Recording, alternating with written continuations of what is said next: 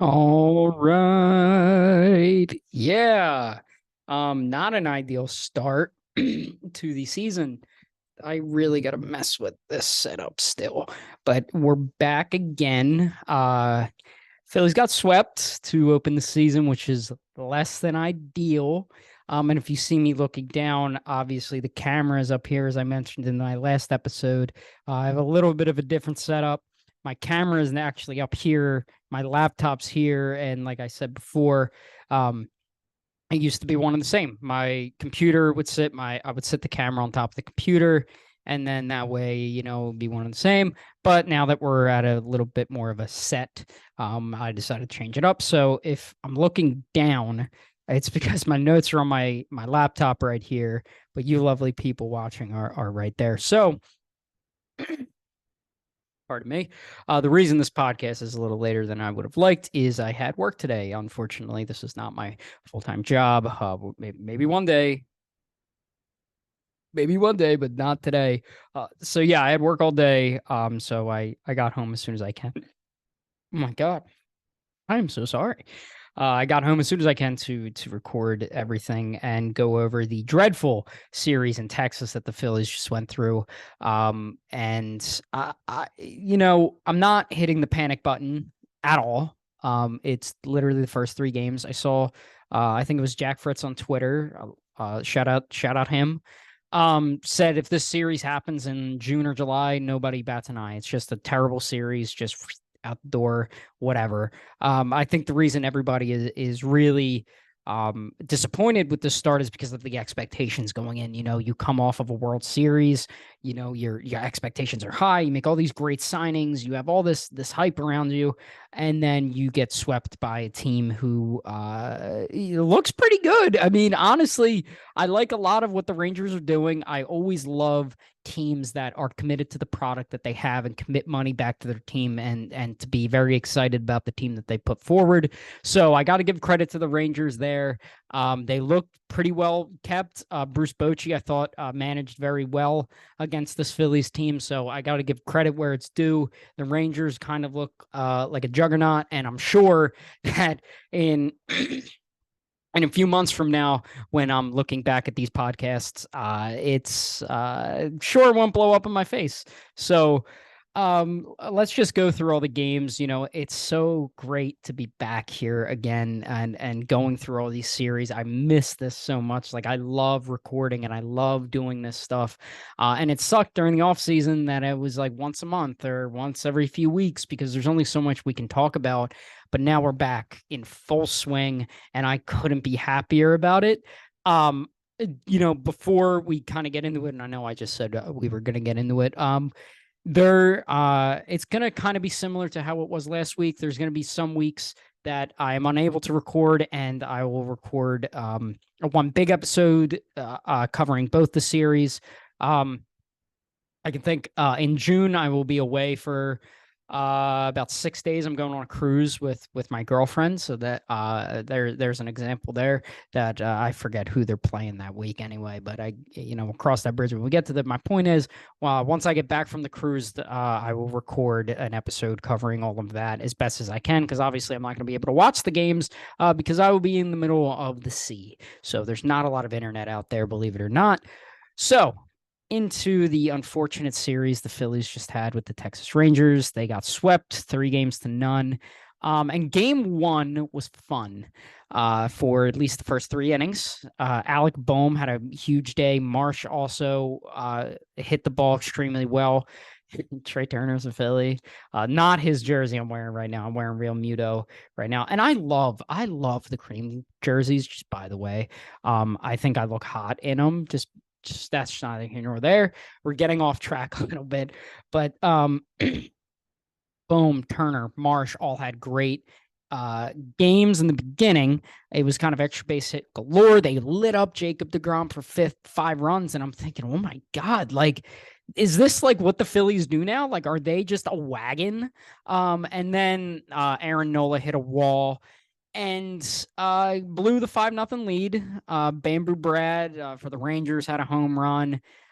Derek Hall had an RBI ground out a little bit towards the end, and it was just one of those games where the Phillies, just after they blew that 5-0 lead, they gave up 9 runs in the 4th inning. It kind of felt like after that, the series kind of turned, in the sense that they couldn't catch a break. Like, I felt like every line drive was a great diving catch or an over the shoulder catch or robbed a home run at the wall. We'll get to some home run robbery. There was one in this.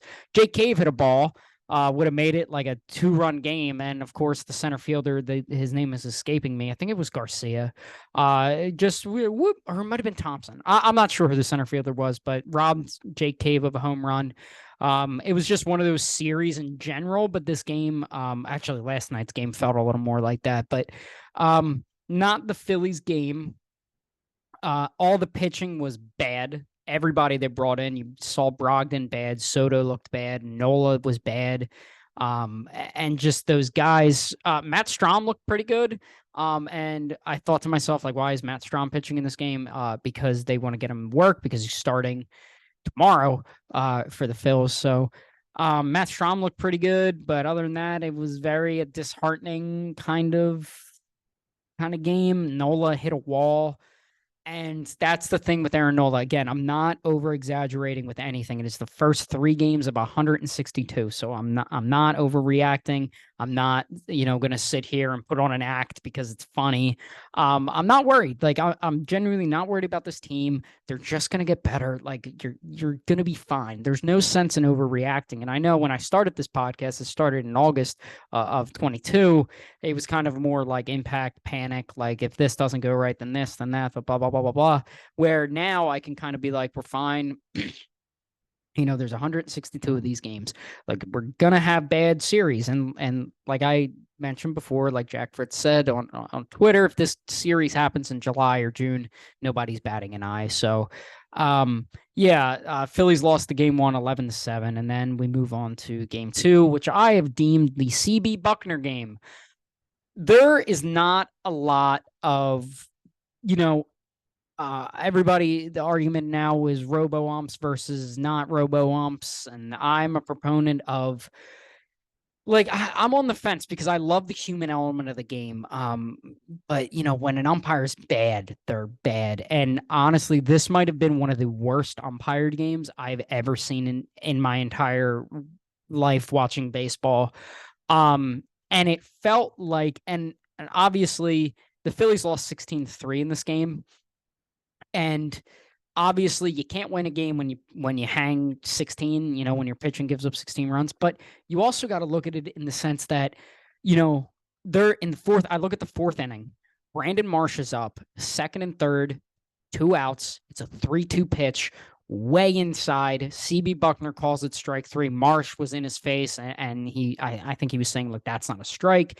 And so say he walks in that situation. And obviously, it's impossible to predict what's going to happen because, Bochy could have brought in a different pitcher. You see different pitches from different guys. But Trey Turner led off the next inning with a triple. And if Trey Turner hits that ball in that situation when it's 4-3, Phillies could be up 6-4 in that game. And then you go into, maybe another RBI single for Schwarber, another run 7-4, build that lead. And then maybe Thompson brings in different guys in different situations. You're trying to protect the lead where you're trying to just minimize damage. And that's not to say, Alvarado didn't have his best stuff. Dominguez got lit up for 6 runs. Junior Marte got lit up. And just guys didn't look great. And again, it's impossible to predict what would have happened, but it's one of the biggest what ifs. And it felt like at any given point, it was against the Phillies. Like, the bad calls were all against the Phillies. And I'm making sure that everybody knows this. I'm not blaming CB Buckner for this loss, but it's kind of a big question mark. Like, what if Marsh walks in that situation? What if this happens? And you can't be thinking in what ifs when you give up 16 runs, but we could have been completely looking at this game differently. Like Phillies could have been up. You pitched different guys in different situations, and who knows what happens. But when you get bad call after bad call after bad call, like you look at one of the Castellanos at bats, he should have walked twice in that game, and instead he went down looking at strikes because of how wide the zone was. And I felt like Wheeler was getting pinched. Like when I forget what inning it was, you had. Excuse me. Oh my God, I'm so sorry. When you have it was when Dominguez came in and Marte came in and gave up all those runs. Wheeler, that 3-2 pitch, I think I forget who it was. It was two, but the ball was at the knees. That's a strike three. And instead, Wheeler walks him. Wheeler gets pulled, and then Marte gives up all those runs, and everything kind of spirals out of control from there. So it's tough. It was a tough game. It was annoying to watch. Especially we had my brother's 30th birthday, and we were over at a family friend's house, and I'm trying not to lose my mind as I'm watching Junior Marte give up home runs and Sir Anthony give up 6, and Alvarado not look his best, and for some reason Brogdon looked fine, but still, like, was tough. It was tough game. And these first 2 games were very, very, very embarrassing from a team that is coming off a World Series. And yes, you have the World Series hangover. It didn't affect the Astros. They won the dang thing, but and then we get to game 3. And game 3 was one of those games where, again, it was kind of it felt like an old Phillies game, and by old I mean the let's get to the postseason. We got to break the drought. And they lost 2-1. And Bailey Falter was excellent in this game. I loved what he did. They're relying less heavy on his fastball. They're mixing his pitch arsenal a little bit better, which makes me excited to what we see in Bailey Falter. I'm very high on him this year. I think he's going to be a high-end 4. I just think I like the makeup of Bailey Falter. I really like him. I can't tell you why, but my gut is just telling me that this guy is the him. It's him. Maybe not him, but he's never going to be a 1, or who knows, Caleb Cotham, he worked his magic, but so the first 2 innings, you had Turner and Sosa with a pair of doubles. They were both stranded, which is very, very annoying. Falter gives up. Josh Jung gives up a home run to him. It was just a pitch leaked over the middle of the plate. Anybody could have hit that out. So Josh Harrison had an RBI double play, which again was annoying. And having Josh Harrison bat 6th, I didn't fully understand. And then you had Marcus Semien with an RBI single in the 5th. He was thrown out at second, but the run still counted to give him the final. So my right here in my notes, I wrote in all caps, "Get out of Texas" is basically what I said. Nothing good happens in Texas. You had the World Series where they lost, and now you have us getting swept at the first thing. But there were some positive things from this weekend. I don't want to I don't want to get lost in the misery, because I do think this team is good. I do think everybody is really overreacting. This team is very, very, very good. They're a very good team. They're just trying to get the ball rolling. We're going to cover the New York series in a little bit, but I kind of want to talk about the positives, because all we talked about is the negatives. There were some positives. Trey Turner is a Philadelphia Philly. He's exactly as advertised. High on base. He hit like 2 or 3 triples in this series, and watching him run the bases was awesome. Like, watching Trey Turner just run when he's on your team is fantastic. I get why Nationals fans loved him, if there are Nationals fans anymore, and I get why Dodgers fans are very upset. I see them in my comments in my TikToks that they're like, God, I wish we kept Turner, like, have fun with him, like, whatever. And like, I get it. Like, he is such a fun player. Like, he's always going to like play his heart out, play not great defense. He played fine defense and shortstop, but he's gonna be that dude. Schwarber got his first hit last night. He was pumping his hands in the air in celebration. So, Schwarber always is slow to start. Get me to June and we'll be fine. I'm kind of going down the lineup. Third, JT, fine. Like he had a few hits in the series. Like JT's gonna be JT. Hall didn't look great. Hall's playing the night. We'll see how that goes against the lefty Nestor Cortez tonight. Yeah, Hall didn't look really that good. He wasn't making the solid contact. It looks like he was a little overmatched. Wasn't really barreling anything. But again, it's the first first series of the season. Like I'm not like too hard pressed about it. What a result is right now. And then fifth, Castellanos. I think there's two guys that I'm tied with who look the best. It's Castellanos and Bohm. Casty was working great counts this entire series. It felt like he was more patient. He wasn't swinging at that pitch down and away. And in that second game with CB Bucknor, he doesn't swing down and away, and he gets penalized for it because the ball's out of the plate. But regardless, Castellanos looked great. I think this is the first step of him being Nick Castellanos again. He's working great counts. Like he's not swinging at stuff. He's being patient. He's waiting for his pitches. It was encouraging to see, and I'm very happy about that. And Bohm just looked awesome. Like Bohm looked great this week. He had 3 hits in the first game. He had a couple in the second game. I think he didn't have a hit last night, but like you could tell like he's just so comfortable. And like I said, my hot take was Bohm finishes within the top 15 of MVP voting this year. I stand by that. I think it's going to happen. Like he looks great. Stott looked really good. Had a few hits. Sosa in his one start last night looked really good. He looked locked in. It looked like what he was doing in spring training wasn't just a fluke. Like it seems like he's going to keep up with that. And then you had Marsh looked fine. Like he had a few hits. I'm trying to think who am I missing. Christian Pache. So obviously, before we recorded on Thursday with me and Matt, there was news that broke an hour or so before that the Phillies traded for Christian Pache, who was a top 10 prospect in the sport a few years ago. Oh my god. Oh my god, professional. God, I'm so sorry. I'm tired.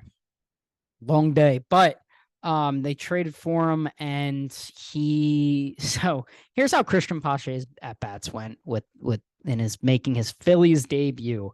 You had his first at bat, which he was called for pitch clock violation. Started 0-1, swung at the first pitch, and it's a double play. To which then the next at bat, he just had the bat on his shoulders the entire game, also with runners on first and second. And then his final at bat, he swings at the first pitch after a 4-pitch walk and flies out into foul territory. So, and I get it, Kevin Long hasn't worked his magic with him yet because Marsh, you remember when Marsh came over, he was a little slow to start. We were like, is he the future? Is he the answer? And now we all love Brandon Marsh. But I don't understand the point of starting Pache against the lefty when you said in spring training the entire time that Marsh is going to get opportunities against lefties. You can't hold his hand anymore. Like this is the big leagues. Either, obviously he doesn't hit well against lefties because A, he sucked on the Angels, and B, he hasn't given enough sample size of this new at bat, this new stance and this new approach that he has against lefties. Like if we're in June, July, and he still sucks against lefties, yes, platoon him out there for when a lefty's on the mound. But you need, as an organization, to let Brandon Marsh be and go up against lefties. Like that just needs to happen. Like I don't get the point of holding his hand through this entire thing. And look, I understand. And I'm a little more understanding of platooning a guy like Hall, who doesn't really have the big league experience, but he has a large enough sample, in my opinion, as the hitter we're going to have, that we know he can't hit lefties whatsoever. So platooning him over, and I say that, and he's in the lineup tonight.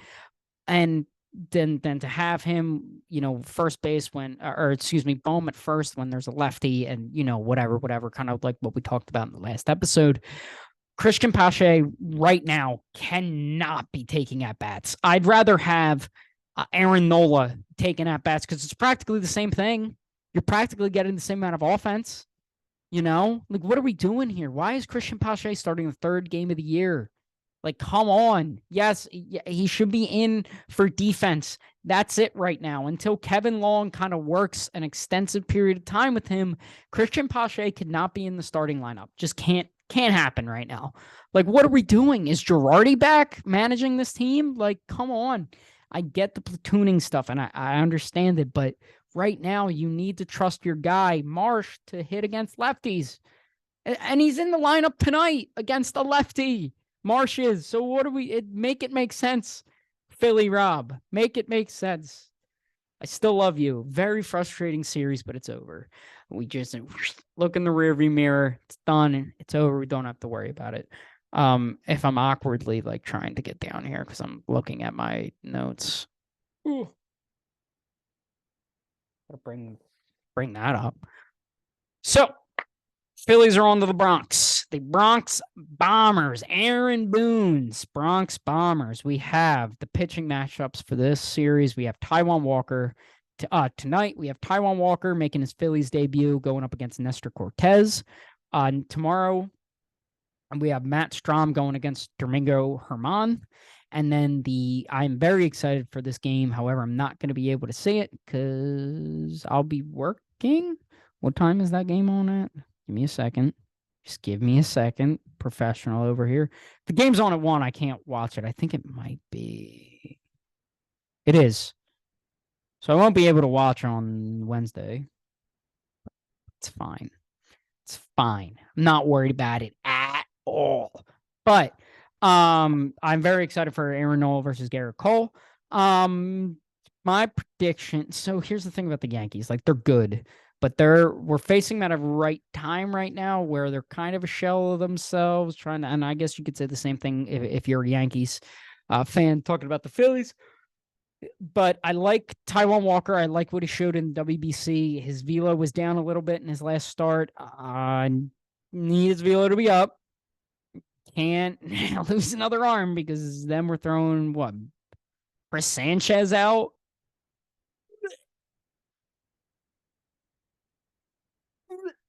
I cannot watch another Christopher Sanchez start. So, and you're going up against Nestor Cortez, who is he's a dude. He's a dog.